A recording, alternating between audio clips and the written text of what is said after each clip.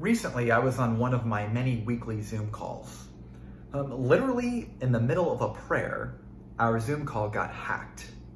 Without any notice, our screen was flooded with unwelcomed visitors playing very inappropriate music. I was stunned. I was in a state of disbelief and even froze up for a few seconds. Well, I quickly began to realize, since I was one of the hosts, that I had the capability of removing these unwelcome visitors from the screen. So I began to remove them one by one, but as I did, 2 or 3 others would come on. And so it seemed like a futile attempt to remove anyone because they just kept coming wave after wave after wave. Well, thankfully, finally, I was able to remove the last unwelcomed visitor and they didn't come back. I find this to be a very accurate picture of our thought life at times. Just the other morning as I was attempting to pray, I kept having all these unwelcome thoughts and they kept persisting. And in that moment, God brought me back to that Zoom call. And it's as if he was saying, in that moment of prayer, my mind was under attack by unwelcome guests that were seeking to hijack my peace.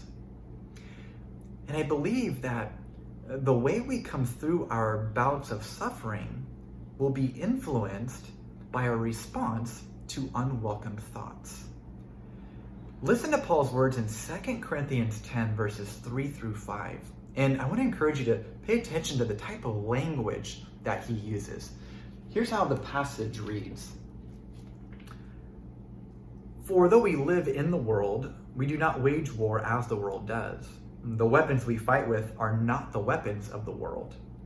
On the contrary, they have divine power to demolish strongholds.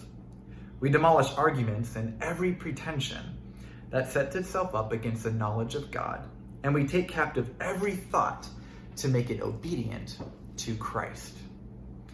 I love Paul's language here because he does not take a passive approach to unwelcome guests that seek to hack into our thoughts. He says we demolish arguments. We bring every thought captive to the obedience of Christ. And that can be hard because when I first got hit with those unwelcome guests, I was initially passive.